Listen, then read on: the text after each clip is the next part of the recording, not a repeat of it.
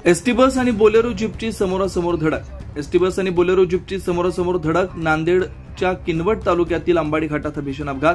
अपघातात बोलेरो जीपचा चालक ठार तर 10 जण जखमी। जखमींना किनवट शासकीय रुग्णालयात उपचारासाठी दाखल करण्यात आलंय। अपघात एवढा भीषण होता की बोलेरो जीपचा या अपघातात चक्काचूर झालाय तर एसटी बसचं देखील मोठं नुकसान झालं।